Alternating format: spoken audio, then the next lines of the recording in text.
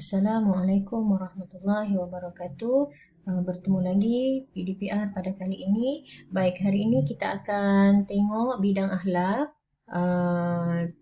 di bawah tajuk Amanah Tunggak Kesejahteraan. Ya, pelajar boleh merujuk muka surat 167.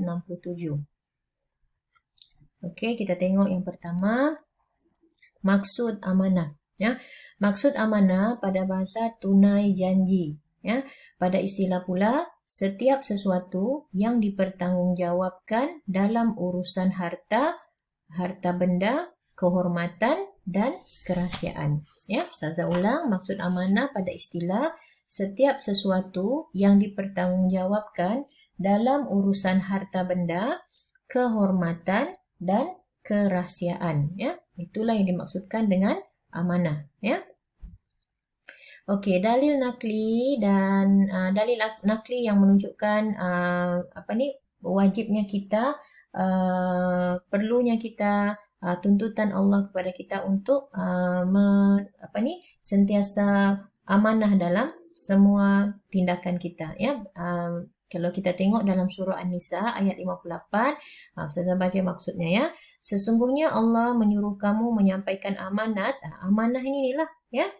Amanah kepada yang berhak menerimanya dan menyuruh kamu apabila menetapkan hukum di antara manusia supaya kamu menetapkan dengan adil. Sesungguhnya Allah memberi ganjaran yang sebaik-baiknya kepadamu. Sesungguhnya Allah adalah Maha mendengar lagi Maha melihat. Ya, okey. Di dalam hadis Nabi SAW ada juga menyebut tentang amanah ini, adil amanata. Ya, qala Rasul SAW, adil amanata ila manitamanaka wala takhun man khanaka. Ya, okey. Maksudnya tunaikanlah amanah dari orang yang memberikanmu kepercayaan dan janganlah engkau membalas orang yang telah mengkhianatimu. Ya, maksudnya kita tunaikanlah amanah. Ya, kalau ada orang menyuruh kita untuk menjaga sesuatu, sama ada harta, kerahsiaan atau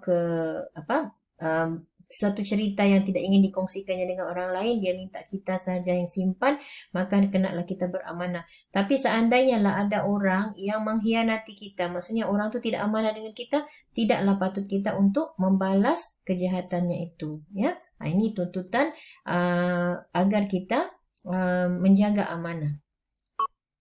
Okey, seterusnya kita tengok kepentingan sifat amanah. Yang pertama, pengurusan menjadi baik dan lancar. Pengurusan yang bersih daripada sebarang rasuah dan penipuan akan menjimatkan kos pentadbiran. Perkhidmatan dapat diberikan dengan lebih baik, cekap dan sempurna. Kualiti dan produktiviti negara juga akan meningkat. Ya, itu kelebihan apabila pengurusan kita itu sentiasa amanah dan lancar. Pemimpin, pekerja dan ketuanya pun, majikannya pun sentiasa menjalankan sifat amanah. Okey, yang kedua, orang yang amanah dipercayai dan disenangi oleh orang ramai. Ya, ini berlaku contohnya Nabi kita, Nabi Muhammad SAW yang sangat dipercayai dan disenangi oleh masyarakat Arab Jahiliyah sejak sebelum kerasulan baginda. Sekalipun mereka tidak beriman, mereka tetap mengamanahkan barang berharga untuk disimpan oleh baginda. Ya, okey, itu contoh sifat amanah. Apabila kita ini amanah, kita akan mudah dipercayai dan disenangi oleh orang lain. Yang ketiga, sifat amanah merupakan tanda-tanda orang yang beriman. Ya, tidak sempurna iman seseorang yang tidak memelihara amanah. Ya, orang yang mengkhianati amanah tergolong dalam kalangan orang munafik. Orang munafik dijanjikan siksa azab neraka jahanam oleh Allah Subhanahu wa Ta'ala. Ya, jadi amanah ini adalah salah satu tanda sifat orang. Sifat amanah ini adalah salah satu tanda-tanda orang beriman. Ya, yang kepentingan yang keempat, di akhirat nanti orang yang amanah mampu melintas titian sirat dengan cepat dan lancar. Ya, tanpa sebarang halangan. Ya, titian sirat ini jalan yang merintangi daripada mahsyar ke syurga. Jadi di bawah titian sirat ini adalah neraka. Ya, jadi orang yang amanah ini akan cepat dan mudah melintasi titian sirat ini. Ya, okey, seterusnya cara mengamalkan sifat amanah. Ya, macam mana kita mengamalkan sifat amanah dalam hidup kita ini? Kalau untuk diri kita sentiasa mematuhi suruhan Allah. Ya, kita meninggalkan larangan Allah, kita patuh kepada apa yang Allah suruh, tinggalkan apa yang Allah larang. Yang kedua, kita memelihara penampilan diri kita. Ya.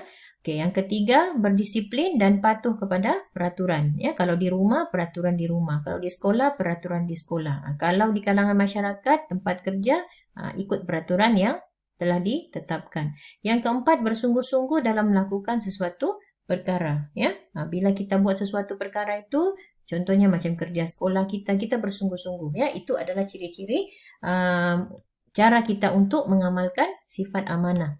Okey, kepada keluarga pula, ya, cara kita mengamalkan sifat amanah dalam keluarga ini, kita taat kepada ibu dan bapa.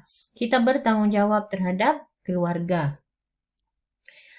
Menyayangi adik-beradik, ya, juga merupakan sifat amanah. Memastikan adik-beradik melaksanakan perintah Allah. Ya, kalau time solat, time belajar itu kita bawa bersama-sama. Jangan kita sendiri saja, ya.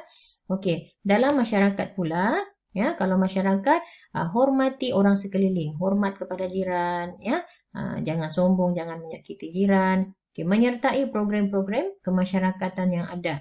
Okay, melaksanakan tanggungjawab apabila diberi jawatan. Bila diberi jawatan dalam satu-satu tanggungjawab, maka hendaklah kita melaksanakan dengan yang terbaik. Ya, okay, implikasi. Ya, implikasi ini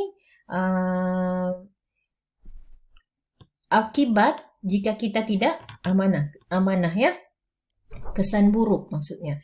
Okey, pada diri sendiri, ya, boleh menjejaskan iman kita, merosakkan iman kita apabila kita tidak amanah, ya. Orang yang tidak amanah ni lawannya munafik kan. Jadi jangan kita melakukan satu perkara yang tidak amanah, ya. Kesannya boleh menjejaskan iman, tidak diredai Allah. Ya, hilang kepercayaan orang lain. Itu pada diri sendiri. Pada keluarga pula akan menjadi anak derhaka, mencemarkan nama baik keluarga. Hubungan kekeluargaan menjadi renggang. Ya, melahirkan anak tidak mengenang budi ibu bapa. Ya, ini anak derhaka lah, ya. Dibenci oleh adik-beradik apabila kita tidak amanah. Diberi satu amanah, contohnya satu barang, ibu bapa kita pesan bagi sama rata adik-beradik. Ya, ini tidak diambil semua. Jadi itu boleh menimbulkan kebencian adik-beradik. Kerana apa sifat begitu? Kerana tidak amanah kepada tanggungjawab yang diberi. Ya, okey, kepada masyarakat pula, masyarakat tidak akan harmoni, ya. Harmoni ini maksudnya tidak akan hidup dalam aman damai dan keselesaan awam sentiasa terganggu, ya. Okey, jadi berakhir tajuk amanah ini, ya. Jadi Ustazah mahu kerja kamu di rumah, nota buat, cuma nota itu Ustazah beri tempoh tidak semestinya disiap dengan secepat mungkin. Kalau lagi siap cepat lagi bagus. Kalau tidak boleh dibuat perlahan-lahan juga. Ya, yang Ustazah mahu sekarang kamu buat latihan dahulu. Latihan pertama nyatakan maksud amanah, dan yang latihan ketiga jelaskan kepentingan sifat amanah. Ya, ini Ustazah mahu beri 2 dan ini maksud amanah, bagilah maksud pada bahasa dan pada istilah. Yang kedua ini tidak perlu kamu jawab. Ya, okey, kalau ada yang tidak faham boleh PM Ustazah.